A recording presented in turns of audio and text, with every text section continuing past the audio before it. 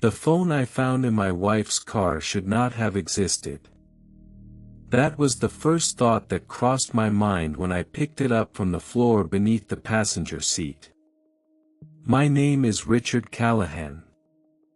I'm 63 years old, retired from construction management, and until that moment I believed I understood every corner of the life I had built with my wife over 38 years of marriage.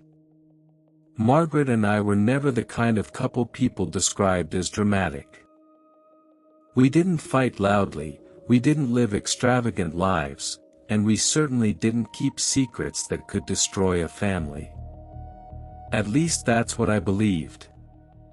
The day I found the phone started like any other ordinary Tuesday.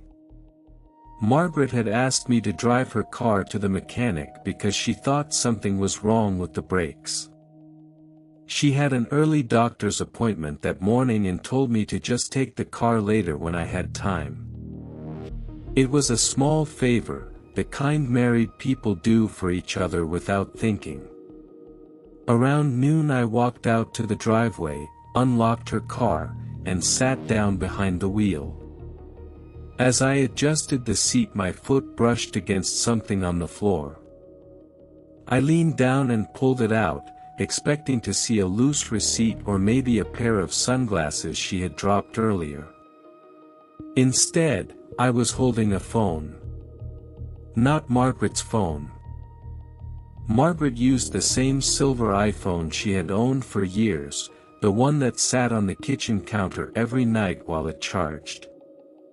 The phone in my hand was older, black, and almost completely unmarked, like something someone buys with cash and never registers under their real name.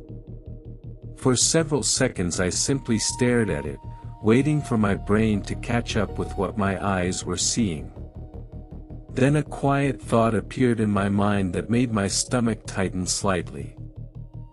Why would my wife have a second phone? I told myself there had to be a simple explanation. Maybe one of the grandkids left it in the car after visiting last weekend. Maybe Margaret had picked it up somewhere by accident. But as I turned the device over in my hand, I noticed something that erased those easy explanations. The phone was already on. And on the screen was a message notification. I hesitated before tapping it open. Part of me already knew that once I read whatever was waiting there, something about my life would change in a way I couldn't undo. The message appeared in a conversation thread that contained dozens of earlier texts. The contact name wasn't a real name. It was simply the letter A. The most recent message read, "Are you coming tomorrow like always?" My heart began beating a little faster. I scrolled upward through the conversation slowly, reading fragments of messages that stretched back months, maybe even years. The tone wasn't romantic the way you might expect from a secret phone. It was stranger than that. There were discussions about meeting times, directions to places I didn't recognize, and occasional short lines that sounded almost like instructions. Same place as last October.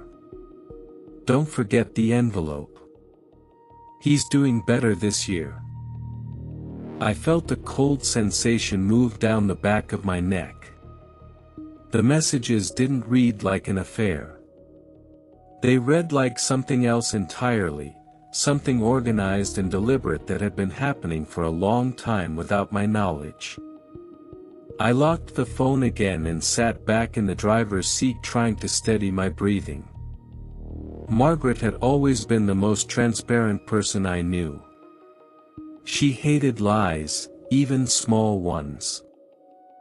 If she forgot to tell me about a grocery purchase, she would apologize as if it were some kind of crime. The idea that she had been carrying around a second phone filled with secret messages made no sense.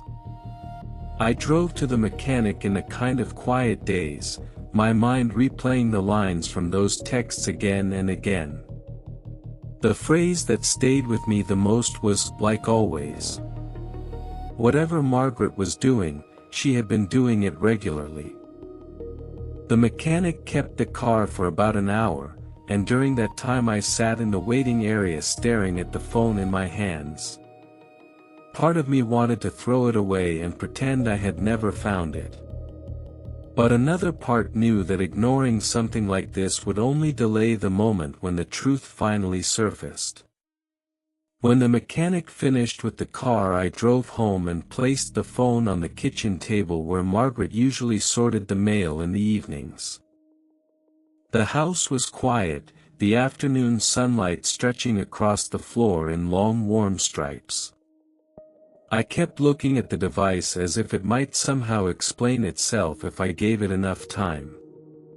Margaret returned around 4 o'clock. I heard the front door open, followed by the familiar sound of her keys dropping into the ceramic bowl by the hallway. She walked into the kitchen carrying a small grocery bag and stopped immediately when she saw the phone on the table. For a moment neither of us spoke. Her eyes moved from the phone to my face, and in that instant I realized something that made my chest tighten. She knew exactly what it was. Margaret set the grocery bag down slowly, as if sudden movement might break something fragile in the room. "Where did you find that?" she asked quietly. "In your car," I replied. The silence that followed lasted several seconds longer than any pause in our conversations had ever lasted before. I watched her carefully, waiting for the explanation that would make the whole situation feel ordinary again. Instead, she closed her eyes briefly and exhaled in a way that sounded almost like relief. "I wondered when you'd see it," she said. The sentence hit me harder than I expected. "You wondered?" I repeated. She nodded once, her expression calm but tired. It was only a matter of time. 1,000 questions rushed into my mind at once, but the one that forced its way out first was the simplest. "What is it, Margaret?" She looked at the phone again before answering. "It's a promise," she said quietly. I felt a sharp confusion settle in my chest. "A promise to who?" Margaret hesitated before speaking again. "To someone you've never met." The words hung in the air between us like the beginning of a story I had no idea how to finish. For 38 years I believed I understood the woman standing across from me in that kitchen. Yet now she was calmly telling me that the phone I found belonged to a promise she made to someone whose existence had never been part of our life together. And something in her eyes told me that whatever truth was about to come next had been waiting many years to be discovered. Margaret didn't rush to explain anything after saying those words. Instead, she pulled out a chair and sat down slowly at the kitchen table, folding her hands together as if she had rehearsed this moment many times in her mind but never believed it would actually arrive. I remained standing near the counter, the second phone lying between us like an object that had quietly split our marriage into two separate versions of reality. For 38 years I believed Margaret was the most predictable person in my life. She woke up at the same time every morning, drank the same tea in the afternoon, and kept the same calendar on the refrigerator where she wrote down birthdays and grocery lists. But the calm expression on her face now told me there had always been another part of her life operating somewhere beyond my view. I asked her again who the promise was for. She looked at the phone for a long moment before answering, as if the answer itself carried weight she was still deciding whether to place in my hands. "Before I tell you," she said quietly, "you need to understand something. None of this was meant to hurt you." The sentence sounded rehearsed, the kind of line people say when they know pain is unavoidable. I felt my patience thinning, but I forced myself to stay calm because shouting would not change the truth already sitting on that table. I asked her how long she had been using the phone. She answered without hesitation. 10 years. The number echoed in my mind like a hammer striking metal. 10 years was long enough to hide an entire life. Long enough to build a secret routine so familiar it no longer felt like deception. I reached for the phone and unlocked it again, scrolling through the message thread with the contact labeled A. Margaret watched silently as my eyes moved over lines that now seemed even more unsettling with her sitting across from me. I asked her about the places mentioned in the messages, towns I didn't recognize, dates that repeated every autumn. She nodded slowly as if each question was something she had expected. Finally she leaned forward slightly and said something that caught me off guard. She told me the phone was never meant to be hidden from me forever. According to her, the reason it existed was because she believed one day she would have to show it to me. I stared at her, trying to understand what that meant. She explained that the messages were not romantic, not criminal, and not part of any kind of affair. They were reminders, instructions, and confirmations connected to something she had promised to do many years earlier. When I asked what exactly that promise involved, she hesitated again, and for the first time I noticed a faint tremble in her hands. Margaret was not a nervous person by nature. Seeing that small sign of fear unsettled me more than any dramatic confession might have. She finally told me the promise began 25 years ago. The number immediately pulled me back into a distant part of our lives. 25 years earlier Emily was still in high school and I was working long weeks trying to expand a construction company I had started with 2 partners. Margaret volunteered regularly at the local hospital during those years, helping with administrative tasks and occasionally assisting the nurses in the pediatric wing. It had always seemed like a harmless way for her to spend time outside the house while Emily was at school. Margaret saw the recognition in my expression and nodded. She said the promise started during one of those volunteer shifts. One afternoon a young woman arrived at the hospital carrying a small boy who looked no older than 4. The boy had a high fever and difficulty breathing, and the woman seemed frightened in a way Margaret never forgot. The doctors later discovered the child had a rare heart condition that required immediate surgery. The woman who brought him in was not his mother. She was his aunt. The boy's parents had died in a car accident only weeks earlier, leaving him with relatives who were struggling to care for him while also dealing with their own grief. Margaret paused there, looking down at the phone again as if the entire story had somehow been stored inside that small device all these years. She told me that during the weeks the boy remained in the hospital she began spending more time in the pediatric wing than she ever had before. The nurses noticed how patient she was with him, how she sat beside his bed reading stories or helping him draw pictures when the treatments left him too tired to play. Eventually the aunt started talking with her during visiting hours, explaining how overwhelmed the family felt by the boy's condition and the financial burden of his ongoing medical care. I asked Margaret where the phone fit into that story. She said the phone came much later. The real beginning of the promise happened on the day the boy was discharged from the hospital. His surgery had been successful, but the doctors warned that his condition would require monitoring for many years. The aunt told Margaret they were planning to move to another state to live with relatives who could help them. Before leaving, the woman asked Margaret for something unusual. She asked if Margaret would stay in contact with them. Not as a doctor or a nurse, but simply as someone the boy trusted. At the time, Margaret agreed without thinking much about what that commitment might eventually mean. They exchanged addresses and occasionally sent letters back and forth for several years.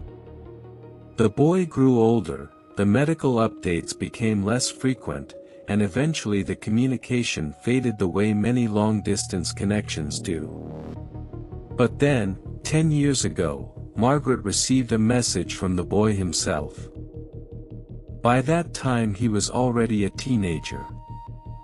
He had managed to find her through the hospital records and wanted to reconnect with the person he remembered sitting beside his bed during the most frightening time of his childhood.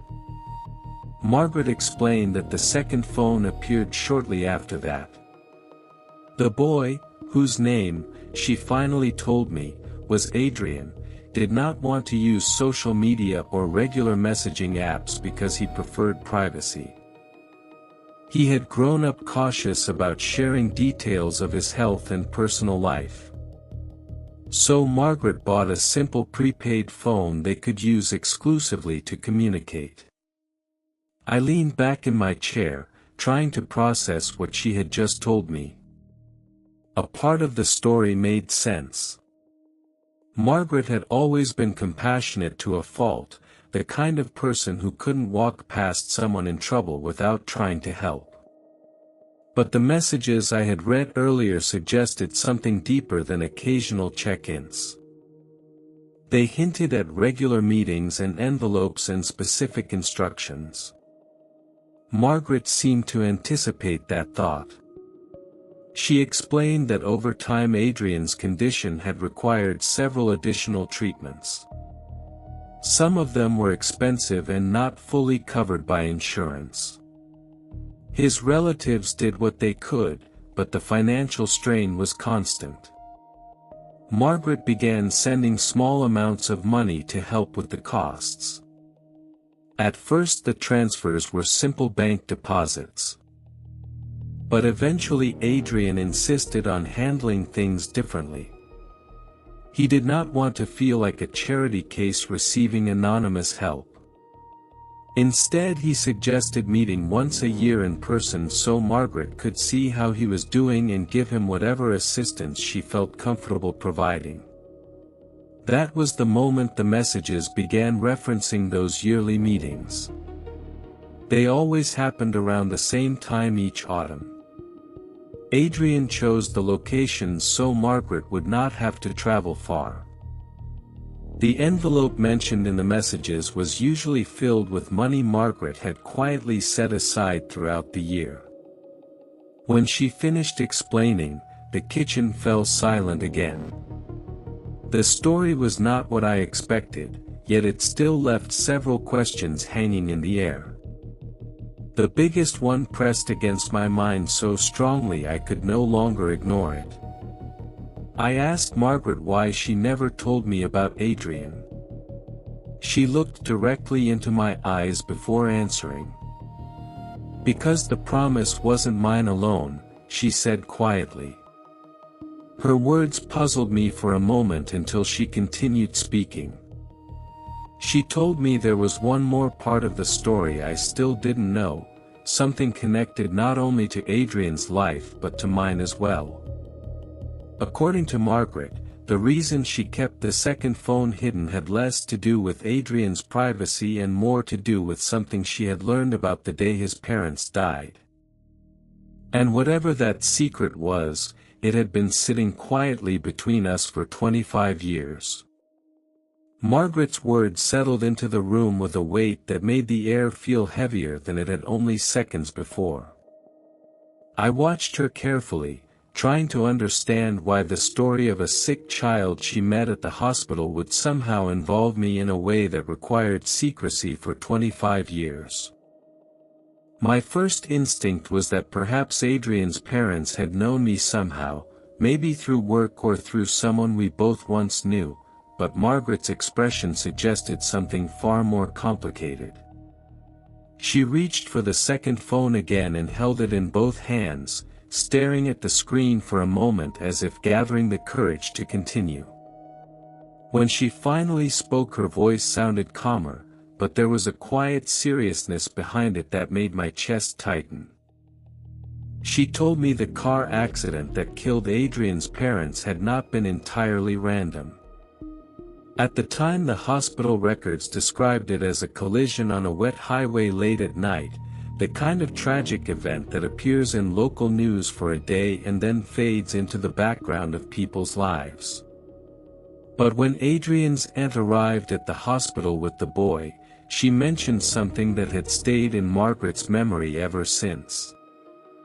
She told Margaret that the other vehicle involved in the accident had belonged to a construction company truck.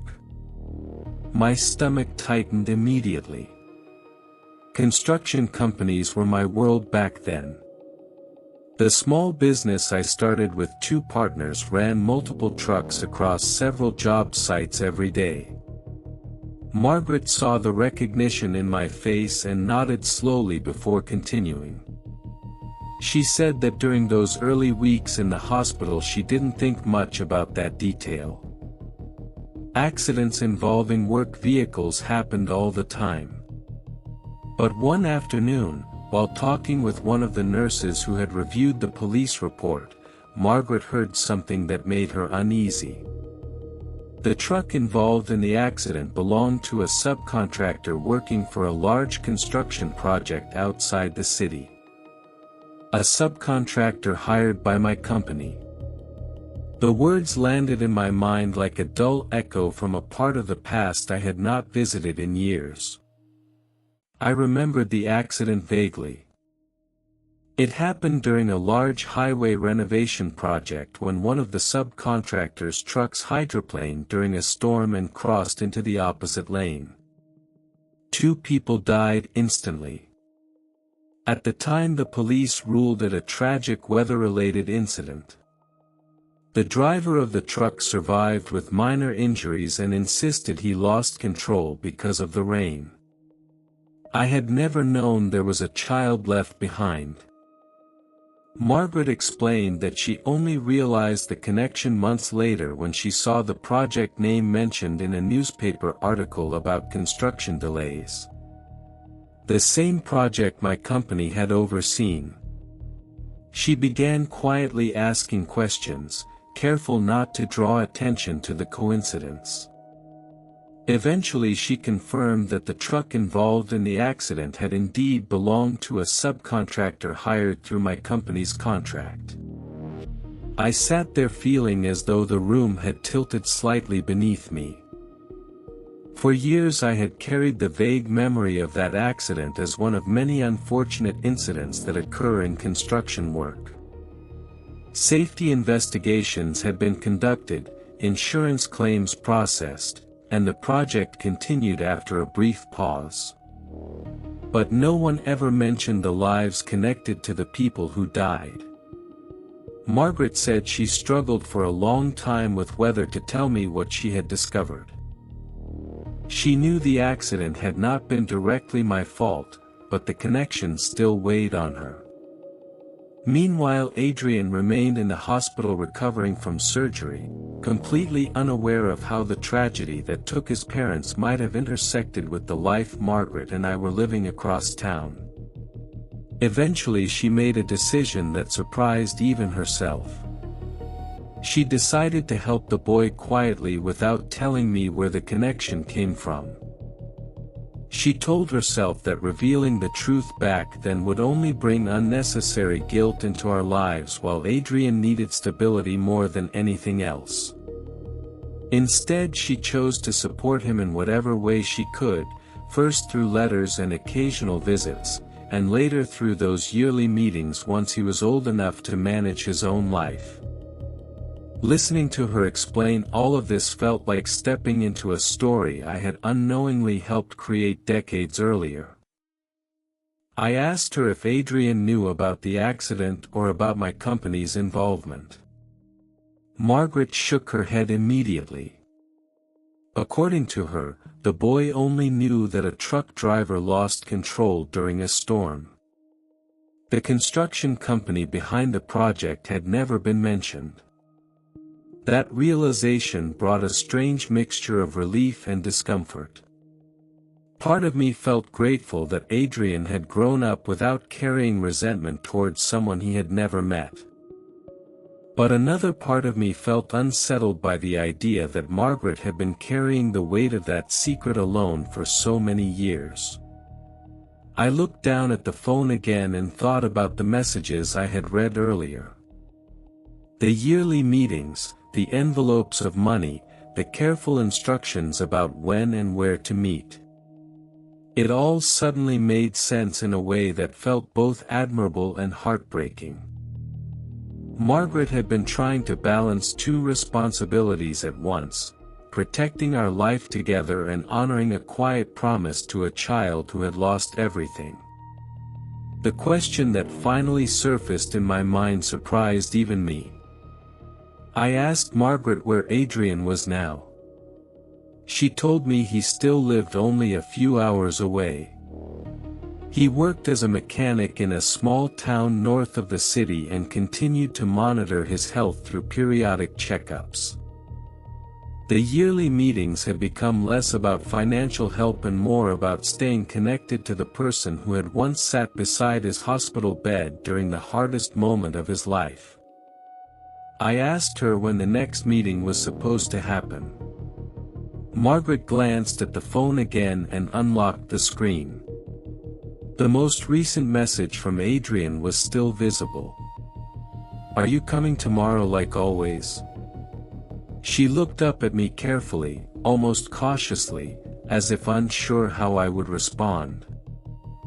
I felt the weight of 25 years of hidden kindness settle into my chest all at once. Then I said something that seemed to surprise both of us. "Tomorrow," I said slowly, "I'm going with you." Margaret's eyes widened slightly, and for the first time since I found the second phone that afternoon, I saw something like relief move across her face. Because neither of us realized yet that meeting Adrian would reveal one more piece of the story Margaret had never fully understood. And that piece would change the way I looked at that old accident forever. The next morning arrived sooner than either of us expected. I woke before sunrise, the way I used to on construction days when a job site had to be inspected before the crews arrived. The house was quiet except for the low hum of the refrigerator and the soft sound of Margaret moving around in the kitchen. When I walked in, she was already dressed and standing by the counter with 2 mugs of coffee. The second phone lay beside her purse like a small object that had somehow rearranged the entire story of our marriage overnight. For a moment we simply looked at each other without speaking, both aware that the drive we were about to take would lead us directly into the center of something Margaret had carried alone for 25 years. Eventually she picked up the phone, checked the latest message from Adrian again, and said the meeting place was a diner about 2 hours north of the city. He always chose quiet places where nobody would ask questions about why a middle-aged woman and a younger man were meeting once a year with envelopes of cash.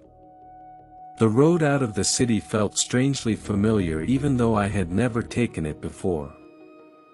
Fields stretched along both sides of the highway, broken occasionally by gas stations and small farmhouses that seemed untouched by time.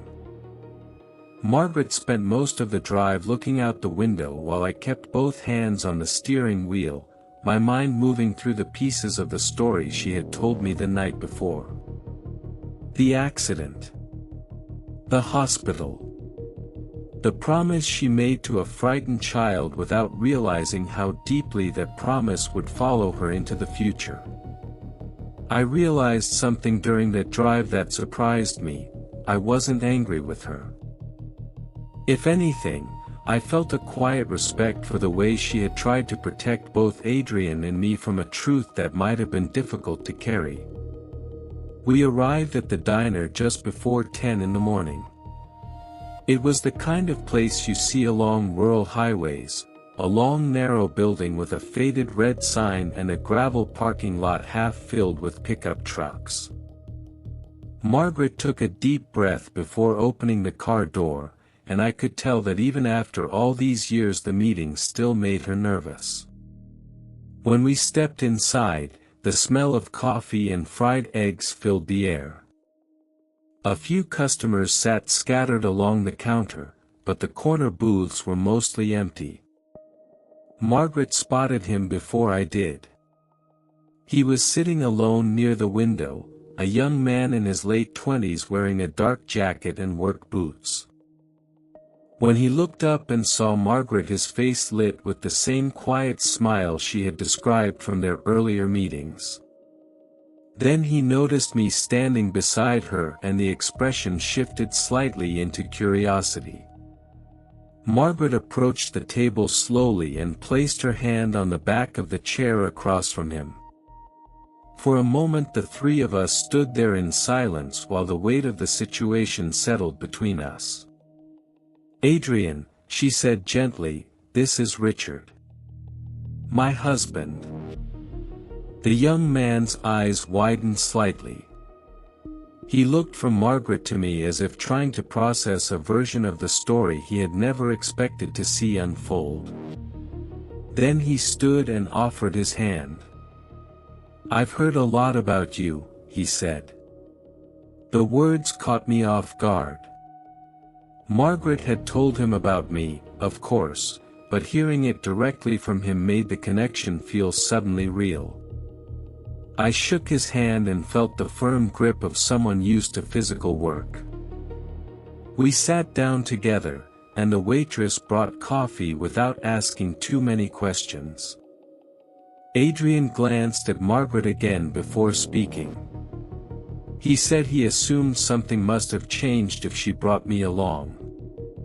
Margaret nodded quietly and explained that I had discovered the second phone the day before.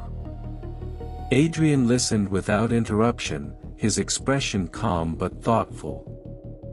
After a moment he leaned back slightly in his chair and said something none of us expected. "I guess it was only a matter of time," he said. "My aunt always said secrets have a way of finding the light." The sentence hung in the air between us. For a moment I wondered if Margaret had already told him the entire story about the accident, but when I looked at her I saw the same uncertainty I felt. Adrian continued speaking before either of us could respond. He explained that growing up he always knew there was more to his parents' accident than the simple explanation written in the reports. His aunt never blamed anyone directly, but there were small details that didn't quite add up. The truck driver had survived with only minor injuries, and the investigation closed unusually quickly for a crash that killed 2 people. My chest tightened slightly as I listened. Margaret watched him carefully, her fingers wrapped around the coffee mug as if it were the only solid thing in the room. Adrian reached into his jacket pocket and pulled out a folded piece of paper. He placed it on the table between us. "I found this a few months ago while going through my aunt's old files," he said quietly. I unfolded the paper and immediately recognized the heading. It was a copy of the original accident report from the highway project my company had overseen 25 years earlier. But there was something on the last page I had never seen before. A handwritten note. The note explained that the truck involved in the crash had undergone emergency brake repairs just hours before the accident. The repairs were performed quickly at the job site by a subcontractor mechanic who had not properly replaced one of the hydraulic lines. During the storm that night, the weakened brake system failed completely when the driver tried to slow down on the wet highway. I stared at the note, feeling the pieces of the past begin to rearrange themselves in my mind. Because I suddenly remembered something about that day. The mechanic who performed those rushed repairs had been one of my own crew supervisors. And the decision to keep the truck running instead of pulling it from the job had been mine. The room felt very still as that realization settled into my chest.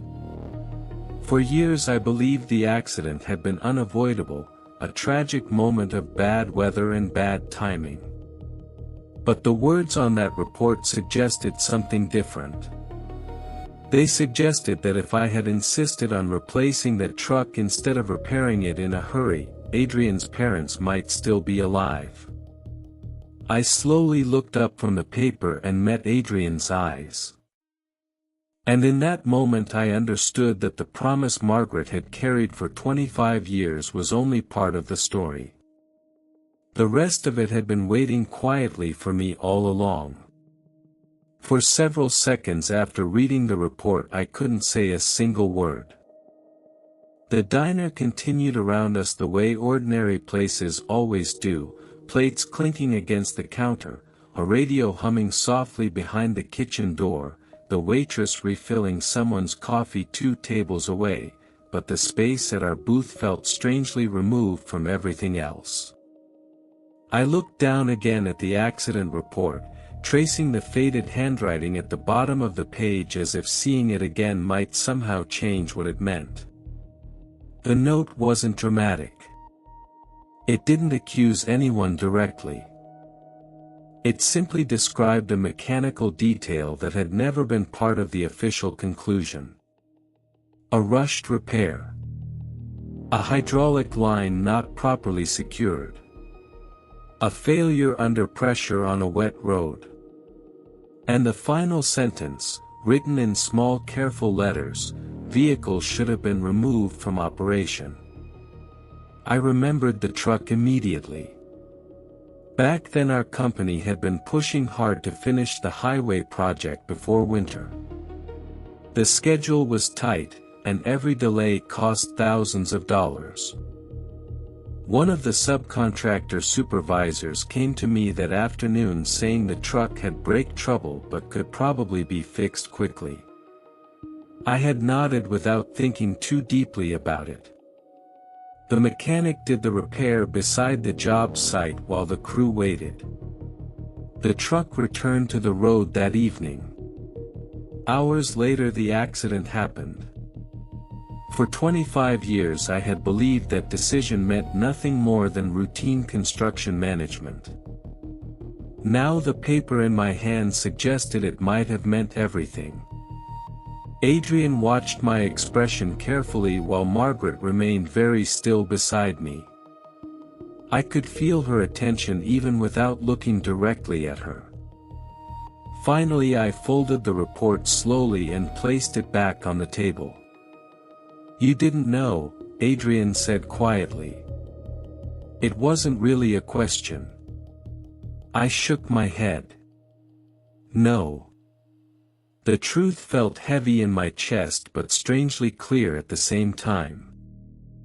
Adrian leaned forward slightly, resting his elbows on the table the way someone does when a long conversation is finally reaching the point it has been moving toward for years. "My aunt never showed this to anyone," he continued. "She found it during the insurance investigation but decided it wouldn't bring my parents back. She said blaming people would only keep everyone trapped in the accident forever." Margaret finally spoke then, her voice soft but steady.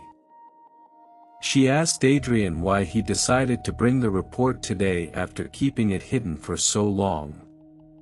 Adrian glanced toward the window for a moment before answering. He said that as he grew older he realized the person who had been helping him all these years deserved to know the whole story. The support Margaret gave him had never felt like charity. It felt like something deeper, something connected to responsibility even though she never explained why. "I always suspected there was more to it," he said. I looked at Margaret then, seeing the quiet tension in her face begin to ease slightly. For 25 years she had been protecting two different people from the same truth. She had protected Adrian from resentment and protected me from guilt. Now both of those walls had finally come down. The waitress brought fresh coffee while the three of us sat there absorbing the weight of the conversation. I realized something during that moment that surprised me more than the report itself. The overwhelming feeling inside me wasn't fear or panic. It was a deep sense of clarity. Your parents, I said slowly to Adrian, deserve more than an envelope once a year. Margaret turned toward me immediately, her eyes widening slightly as if she understood what I meant before I finished the thought. Adrian remained quiet, waiting. For 25 years, I continued, your aunt chose not to pursue anything from that accident. But that doesn't mean the responsibility disappeared. Adrian shook his head gently. I didn't bring this here for money. I know, I replied. That's not what this is about. The construction company I started had grown far beyond those early highway projects. What began as 3 partners and a handful of trucks had become a regional firm with dozens of employees and several major contracts each year. Over time we created scholarships for trade schools and donated equipment to community programs. But never once had we returned to the families affected by accidents that happened during those early years. Until now. I explained to Adrian that the company had the resources to create something lasting in his parents' name. A foundation or scholarship program that could support children whose families had been affected by similar tragedies. Something meaningful enough that their story wouldn't end with a forgotten accident report in an old file. Adrian listened quietly while I spoke, occasionally glancing at Margaret as if trying to understand how the woman who once sat beside his hospital bed had somehow guided the moment unfolding in front of him. Margaret reached across the table and placed her hand over mine. I could feel the slight tremor in her fingers, but there was also relief there, the kind that comes when a long burden finally finds the place where it belongs. Adrian eventually nodded slowly. My parents believed in helping people, he said. If something good could come from what happened, I think they'd like that. We stayed at the diner longer than expected that morning. The conversation gradually shifted from the accident to simpler things, Adrian's work at the repair shop, Emily's career in the city, the small details of life that make strangers feel less like strangers. At one point Adrian laughed while describing the first time Margaret tried to fix a loose bolt on his bicycle when he was a child. According to him, she had insisted on helping even though she barely knew how to use a wrench. Listening to that story, I realized something important. Margaret had never been trying to hide the truth forever. She had simply been waiting for the moment when the truth could lead somewhere better than blame. When we finally stepped outside the diner, the late morning sun had burned away the clouds that covered the sky earlier. Adrian stood beside his truck while Margaret and I prepared to leave. Before we got into the car, he said something that stayed with me during the entire drive home. For what it's worth, he said, looking directly at me, I don't blame you. Those words lifted a weight I hadn't even realized I was carrying. On the way back to the city, Margaret sat quietly beside me, watching the fields pass by through the window just as she had the day before. After a while she turned toward me and asked if I regretted coming. I shook my head. Because the second phone I found under the passenger seat had not revealed a betrayal the way I first feared. It had revealed a promise. And sometimes a promise, even one built on secrets, has the power to turn an old tragedy into something that finally brings people back together. The drive back to the city felt different than the drive that morning. When we left the house earlier, the road had carried the weight of uncertainty, a quiet tension that came from stepping into a secret that had been hidden for 10 years. Now the air inside the car felt calmer, almost reflective, as if something that had been quietly waiting for resolution had finally reached the place where it belonged.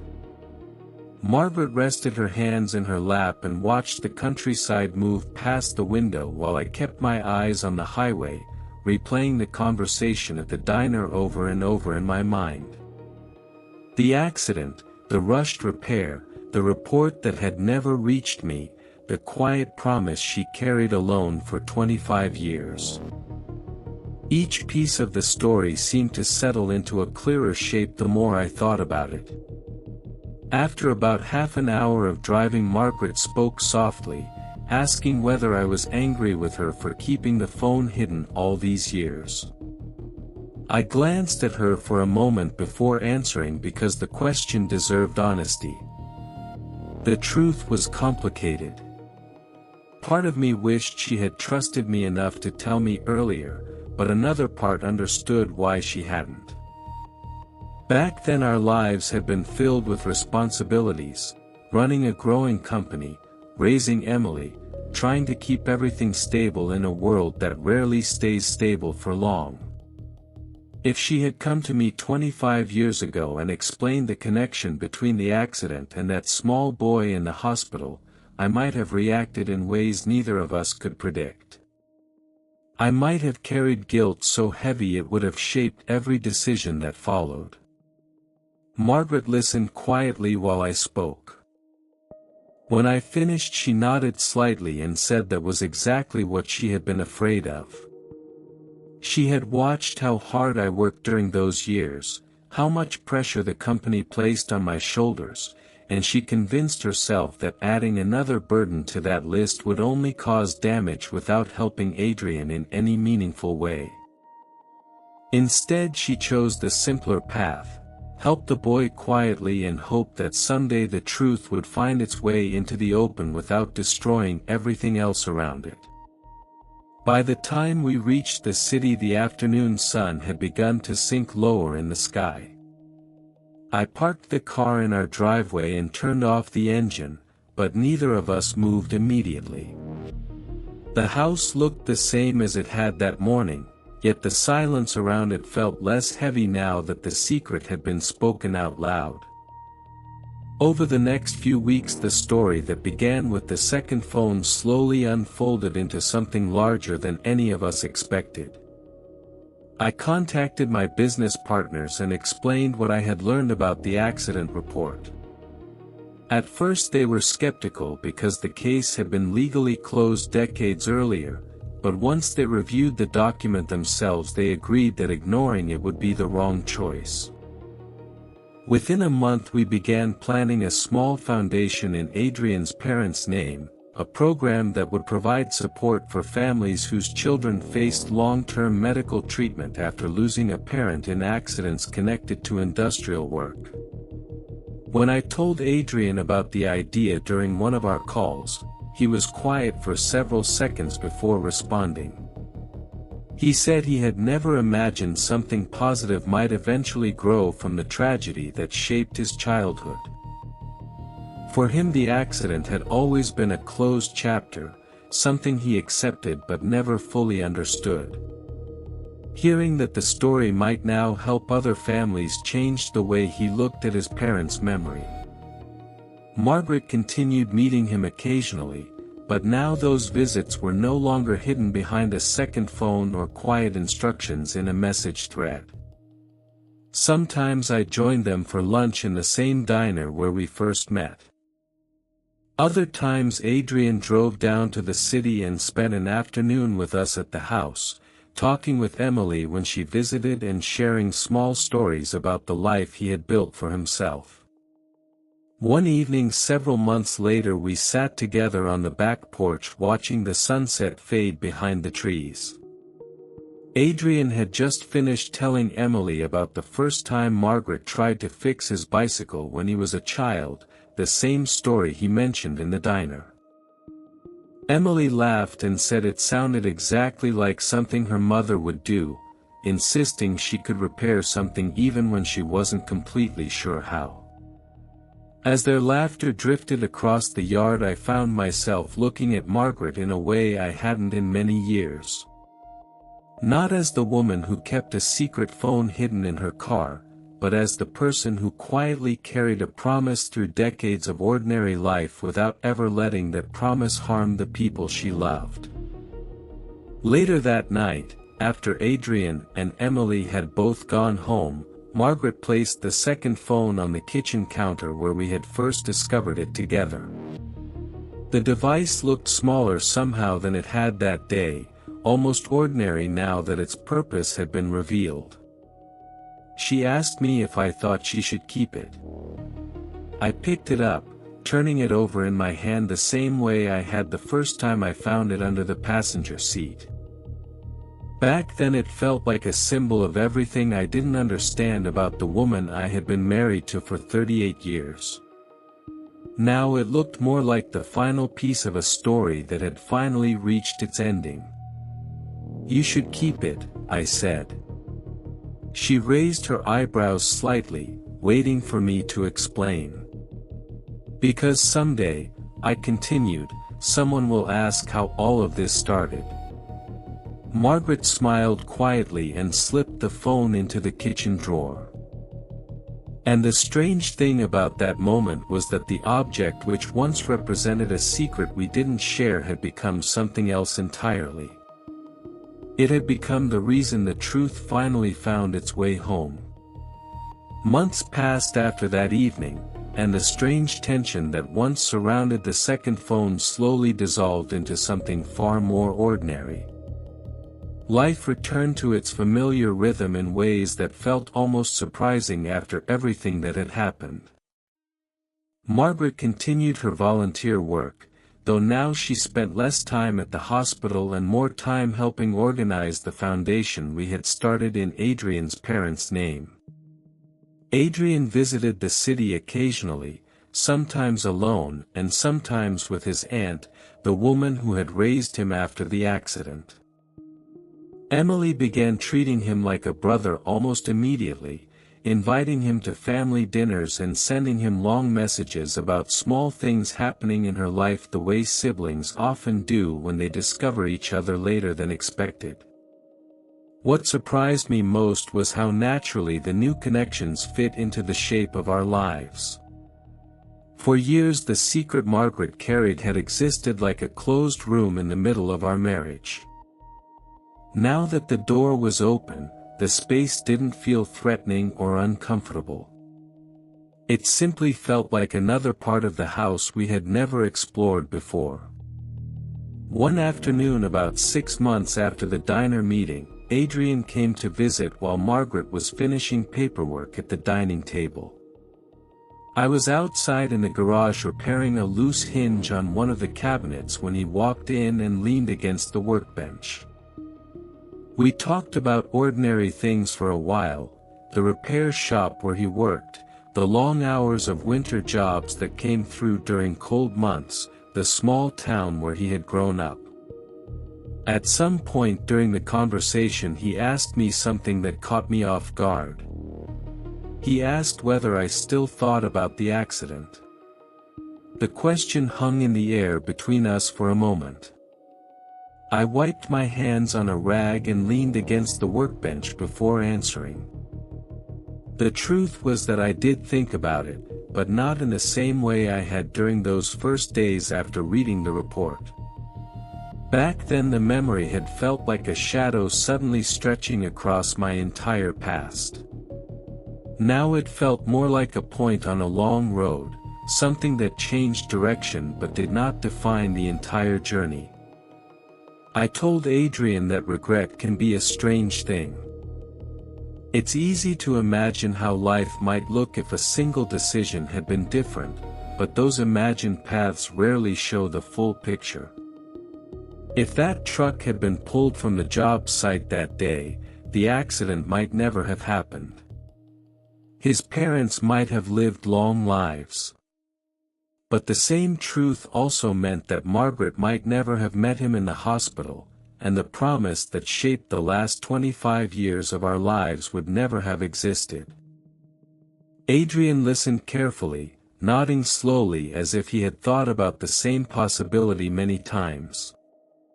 Then he said something that stayed with me long after he left that afternoon. He said that growing up without his parents had been painful, but it had also led him to meet people he never would have known otherwise. His aunt, who raised him with patience and strength. Margaret, who sat beside his hospital bed when he was frightened and alone.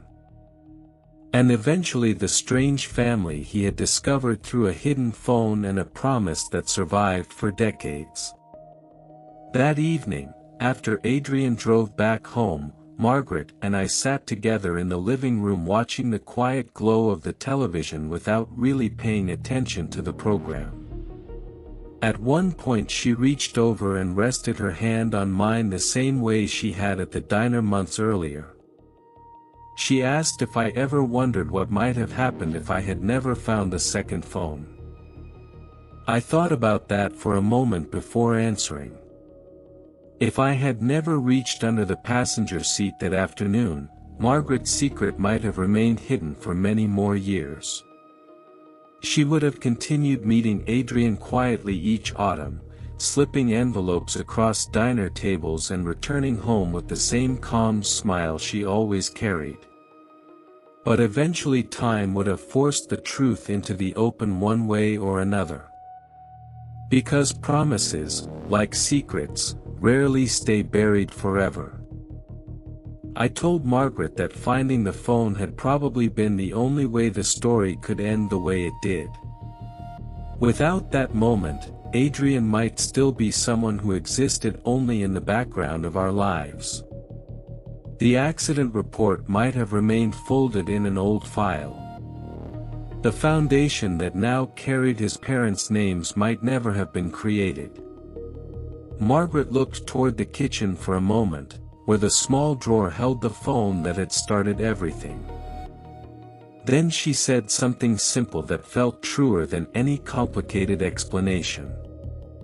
Sometimes, she said softly, the things we try hardest to hide are the things meant to bring people together. I didn't respond right away. Instead I thought about the long chain of events that began with a broken brake line on a rainy highway and ended with a quiet phone resting in a kitchen drawer. A tragedy had taken 2 lives, but over time it had also created connections none of us could have predicted.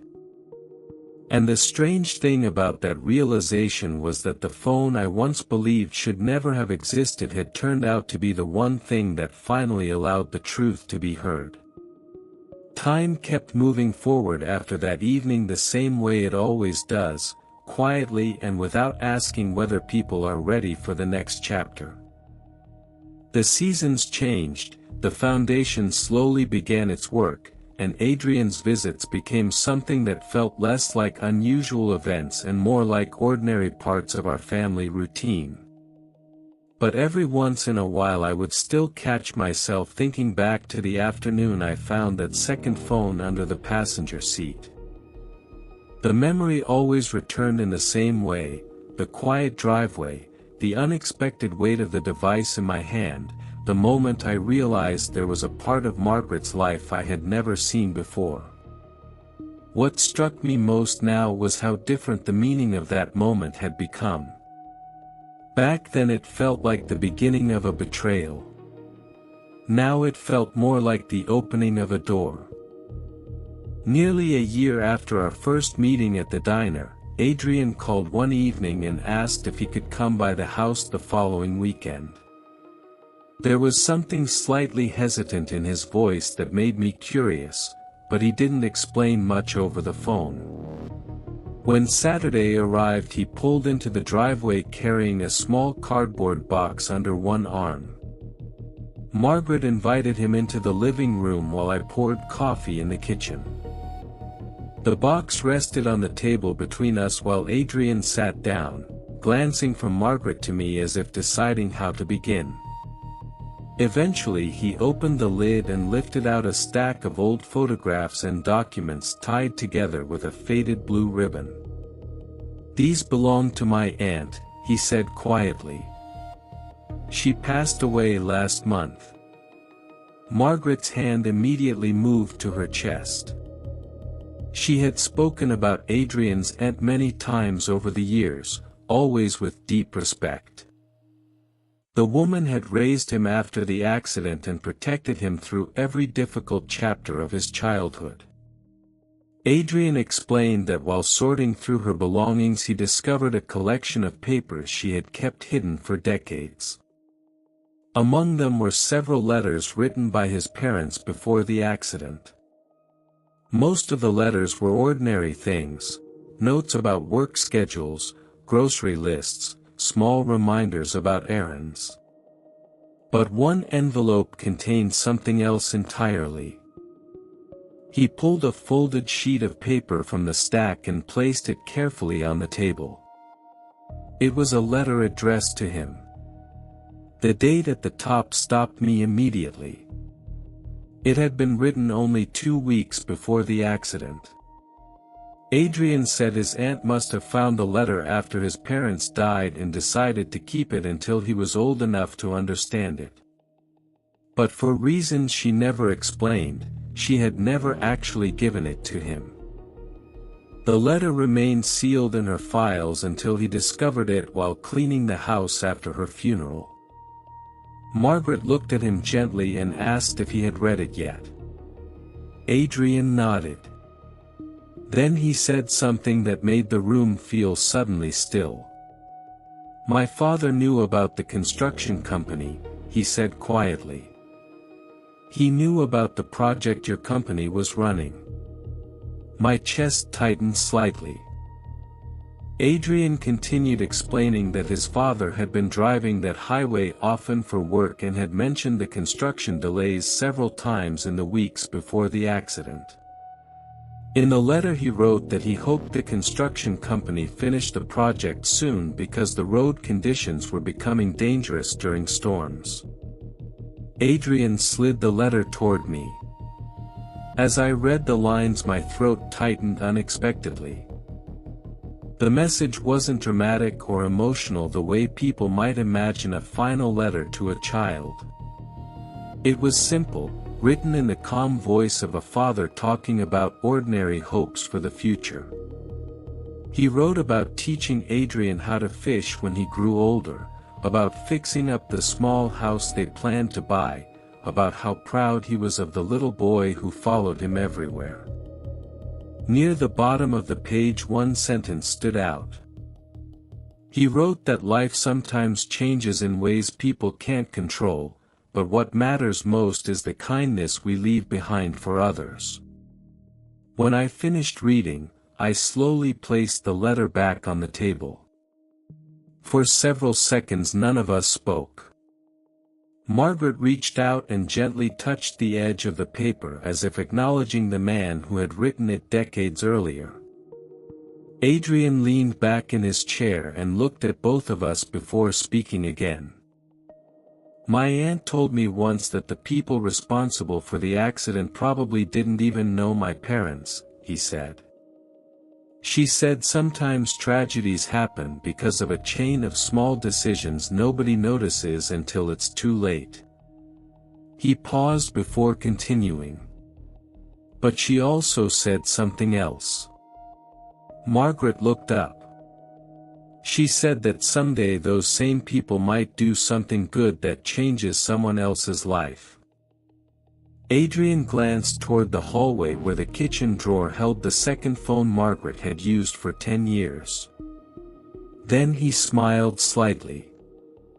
"I think she was right." The room remained quiet after that. Outside the window the late afternoon sun stretched across the yard the way it often did on calm weekends, lighting the trees with soft golden color.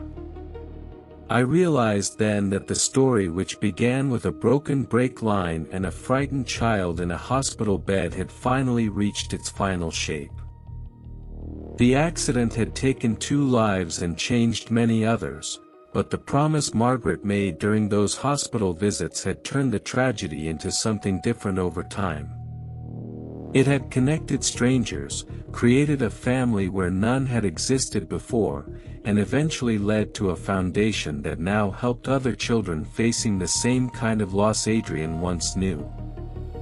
Later that evening, after Adrian drove home, Margaret opened the kitchen drawer and looked at the second phone resting inside. For a long moment she simply held it in her hand. Then she turned it off. Not because the promise had ended, but because it had finally become part of the life we shared together instead of something hidden beside it.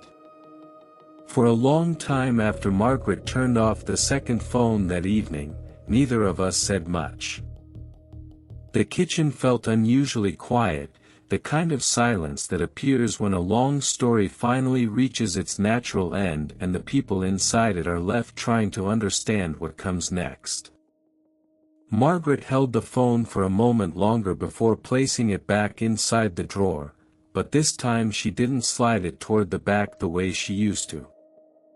She simply set it there among the ordinary things we used every day: rubber bands, spare batteries, a small notebook with grocery lists written across the pages.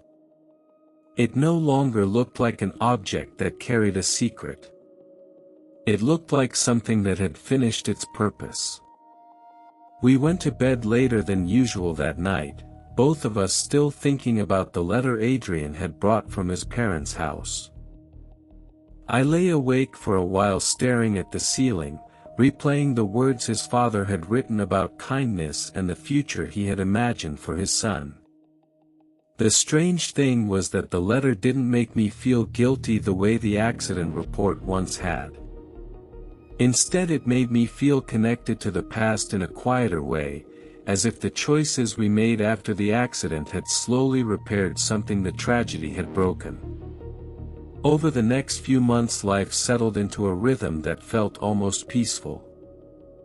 The foundation began awarding its first small grants to families whose children required long hospital treatments after losing a parent in work accidents. Margaret spent hours organizing paperwork and speaking with hospital staff who helped identify families in need. Adrian occasionally joined her for those visits, talking with children who reminded him of himself at 4 years old sitting in that hospital bed. Watching him walk through those pediatric hallways with calm confidence made it easy to forget how frightened he must have been during those early days. One afternoon during the spring I found myself standing in the garage sorting through old construction files from the early years of the company. I wasn't really looking for anything specific. I think part of me simply wanted to revisit the time when the accident had happened, to see if there were pieces of the story I had overlooked. After an hour of flipping through folders I found the project binder from that highway job. Inside were inspection reports, safety checklists, and dozens of handwritten notes from supervisors describing small mechanical issues that were fixed throughout the project. Near the back of the binder I found something unexpected. A short report from the same mechanic who repaired the truck's brakes that day. The note explained that the hydraulic line had been damaged earlier during routine loading and that replacing the entire system would have taken several days.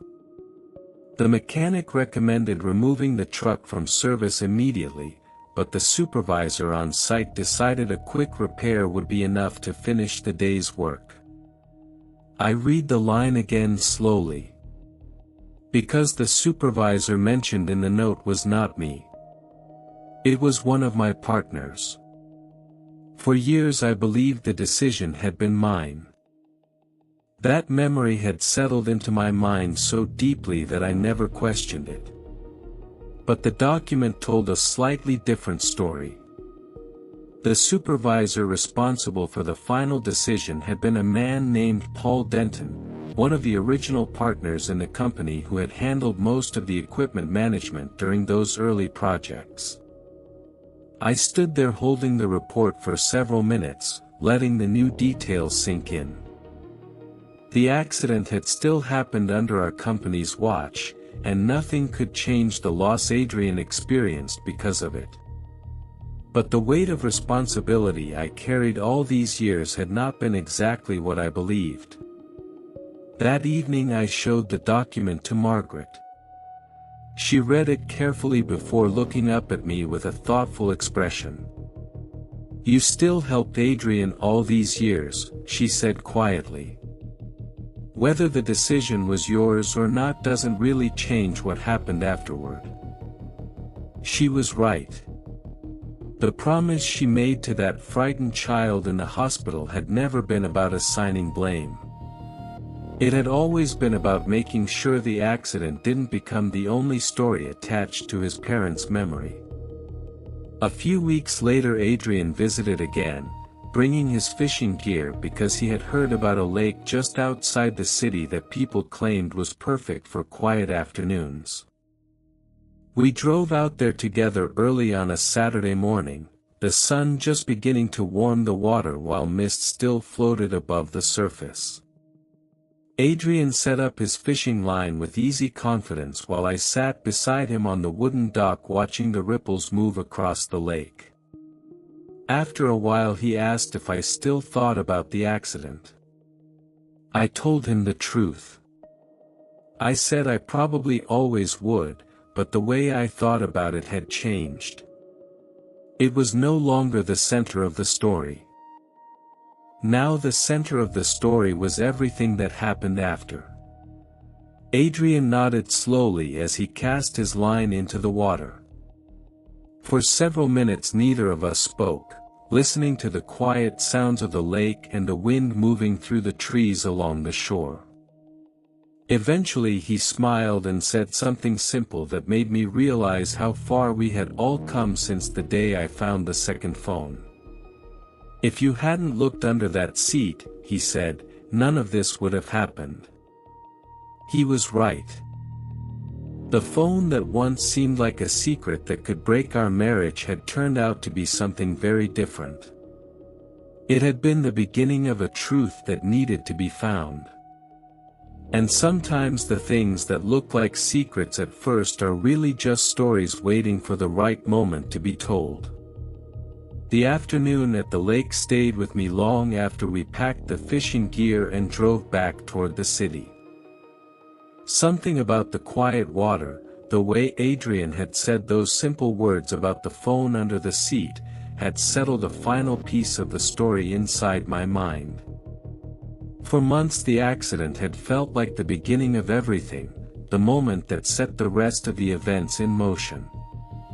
But sitting there on that wooden dock, listening to the wind move across the lake, I realized the accident wasn't really the beginning at all.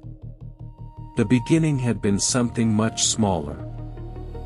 It had been Margaret sitting beside a frightened 4-year-old boy in a hospital bed and deciding that she would not walk away from him once he recovered. Life has a strange way of building its biggest changes from moments that feel almost invisible at the time.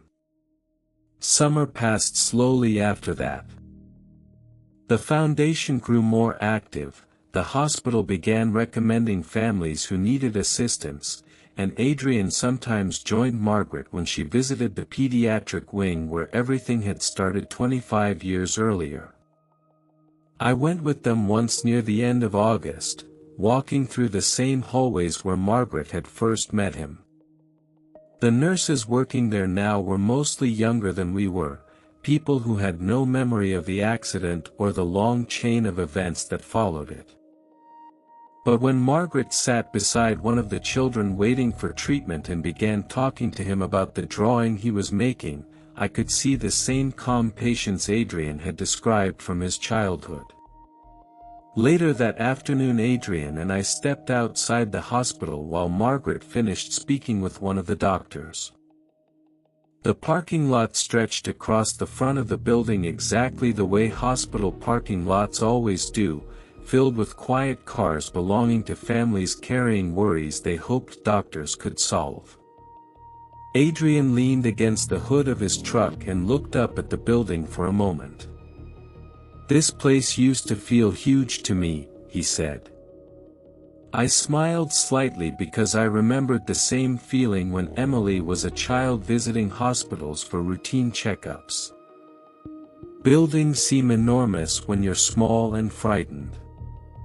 Adrian continued talking quietly about those early days, the strange machines, the smell of disinfectant, the long hours when he couldn't understand why his chest hurt or why his parents weren't there anymore. Then he said something that surprised me. "I used to think the worst thing that happened in my life was losing them," he said. I waited for him to finish.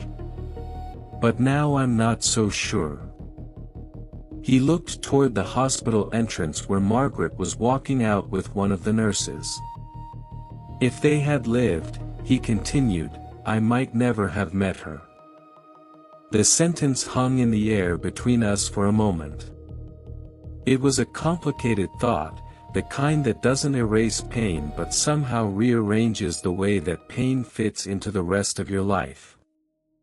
That evening, after we returned home, Margaret opened the kitchen drawer again and picked up the second phone. She held it the same way she had the night she turned it off, turning it slowly in her hands while standing beside the counter. "You know," she said quietly, "I bought this at a gas station." I raised an eyebrow slightly. $10, she continued. Cash. I remember thinking it felt ridiculous, like I was part of some spy movie. I laughed softly at that because the idea of Margaret acting like a secret agent was almost impossible to picture. "But I was afraid," she admitted. "Of what?" "Of telling you the story and watching everything change." I leaned against the counter beside her and looked down at the small black device that had once seemed so mysterious. "Everything did change," I said. She nodded. "Yes," she said.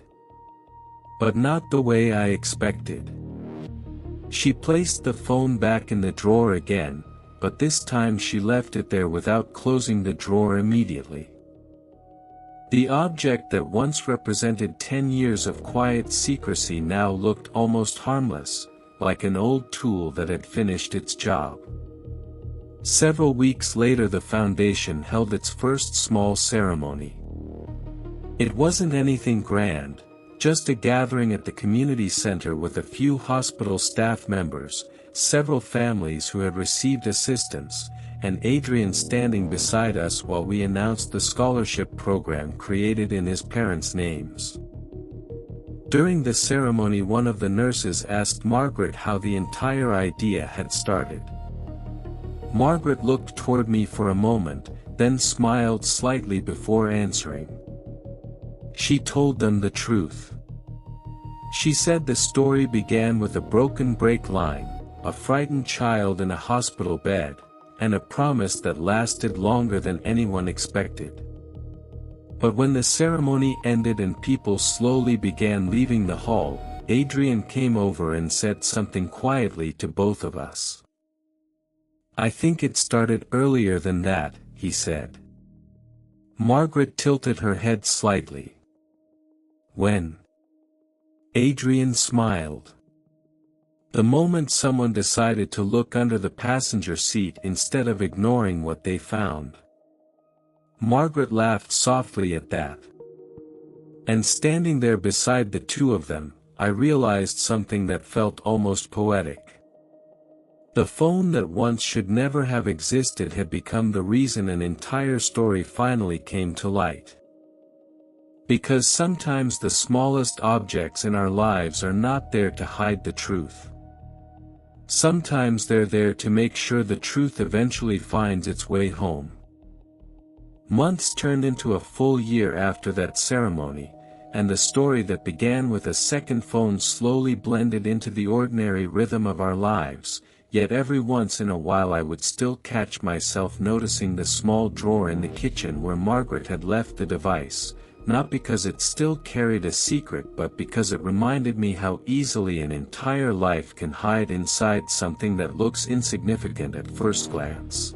And during that year Adrian became less like a visitor, connected to a complicated past, and more like someone who simply belonged in our everyday routine, stopping by on weekends, helping me repair the fence in the backyard, laughing with Emily during family dinners as if they had grown up together instead of discovering each other as adults, and the foundation continued expanding quietly as well, helping more families than we ever expected, turning what had once been a painful accident report into something that created opportunities for children who were standing in the same hospital hallways Adrian once walked through as a frightened 4-year-old, and one evening near the end of autumn Margaret and I were sitting on the porch watching the sun drop behind the trees when she asked me if I ever thought about how different everything might have been if I had simply started the car that afternoon instead of bending down to see what was lying under the seat.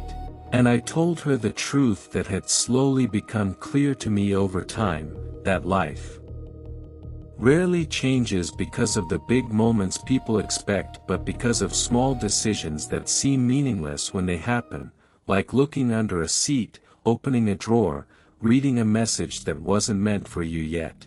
And as we sat there listening to the quiet sounds of the evening settling over the yard I realized that the strange object I once believed should never have existed had actually been the one thing that allowed a long hidden story to find its ending, not by destroying anything we had built together but by showing us that sometimes the truth waits patiently for years until the moment arrives when everyone involved is finally ready to hear it. The following autumn arrived quietly, almost exactly 1 year after the day I bent down under the passenger seat and picked up the phone that was never supposed to exist. By then life had settled into something steady again, but not the same kind of steady we once had. It was different in a way that felt deeper, as if the truth we uncovered had quietly rearranged the shape of our family rather than breaking it apart. On a cool October afternoon Margaret and I drove out to the small lake where Adrian and I had gone fishing months earlier. The water was calm, reflecting the pale sky above it, and the wooden dock creaked softly beneath our steps as we walked to the end. Adrian arrived a few minutes later in his truck, carrying the same fishing rod he always used, and for a moment the three of us stood there watching the water without speaking, each of us thinking about how unlikely it was that our lives had ended up connected at all. Adrian eventually smiled and said something that sounded almost like a joke but carried a quiet truth inside it, that if someone had told him years ago his life would someday include the woman who once read him stories in a hospital and the man connected to the accident that changed everything, he would never have believed it. Margaret laughed softly at that and sat down on the edge of the dock, letting her feet hang over the water while the breeze moved through the trees behind us. I looked out across the lake and realized that the strange chain of events which began with a hidden phone had led us all to this moment, a place where the past no longer felt like a weight pressing down on our lives but like a road that had simply taken longer than expected to reach its destination. After a while Adrian cast his line into the water and Margaret leaned back on her hands, looking more relaxed than I had seen her in years. The phone still rested in the kitchen drawer at home, untouched for months now, but its meaning had changed completely. It was no longer a secret device bought at a gas station to keep two lives separate. It had become something closer to a reminder that promises sometimes travel through time in strange ways before they finally arrive where they belong. As the sun began to lower over the lake and the sky slowly turned gold, Adrian said something that felt like the final piece of the story falling into place. He said that people often think tragedies define the rest of a person's life, but sometimes what truly defines a life is what people choose to do afterward.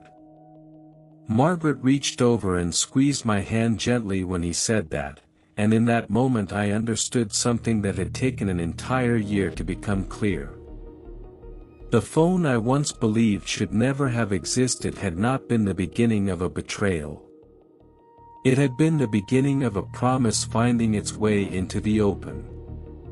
And sometimes the truth arrives in the most ordinary way possible, not through a dramatic confession or a moment of anger, but through a quiet discovery under the seat of a car, waiting patiently for someone to notice it and finally ask the question that changes everything.